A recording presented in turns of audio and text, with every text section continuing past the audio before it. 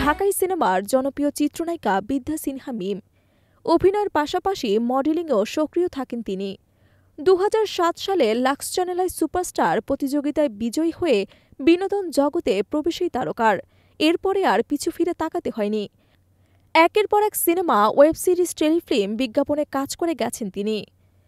সামাজিক যোগাযোগ মাধ্যমে রয়েছে মিমের লাখো লাখো ভক্ত অনুসারী, কখনো কাজের সূত্রে, আবার কখনো বা ব্যক্তিগত কারণে। ফেসবুক, ইনস্টাগ্রামে ভক্তদের সঙ্গে সরব থাকেন তিনি। বেশ কদিন আগেই স্বামী সোনি পোদ্দারকে নিয়ে মালদ্বীপ সাগরের নীলাভ জলরাশিতে অবস্থান করছেন মিম।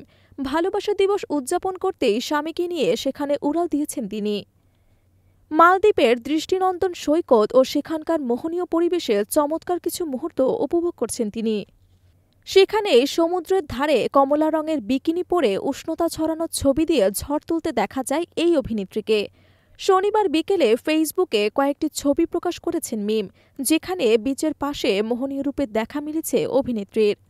মিমের এই পোস্ট দেখে যেমন অনেকেই মুগ্ধতা প্রকাশ করেছেন, আবার কেউ কেউ করেছেন সমালোচনাও। কেউ লিখেছেন ঢালিউডের লাস্যময় অভিনেত্রী মিম, আবার কেউ কটাক্ষ করে লিখেছেন বিকিনি পরে ফটো সেশন, এটি একটি বেশি সাহসী চরিত্র হয়ে গেল না? তবে বিশেষ করে অধিকাংশ অনুরাগীরা তার সৌন্দর্যের প্রশংসা করেছেন। প্রসঙ্গত ২০০৭ সালে লাক্স চ্যানেল সুপারস্টার প্রতিযোগিতায় বিজয়ী হয়ে বিনোদন জগতে প্রবেশ করেন বিদ্যা সিনহা মিম। হুমায়ুন আহমেদ পরিচালিত আমার আছে জল চলচ্চিত্রে অভিনয় করে দর্শকদের নজরে আসেন তিনি। এরপর তাকে টেলিভিশন, নাটক ও চলচ্চিত্রে কাজ করে জনপ্রিয়তা অর্জন করে। নিজের অভিনয় দক্ষতা দিয়ে দর্শকদের মনে জায়গা করে নিয়েছেন এই নায়িকা।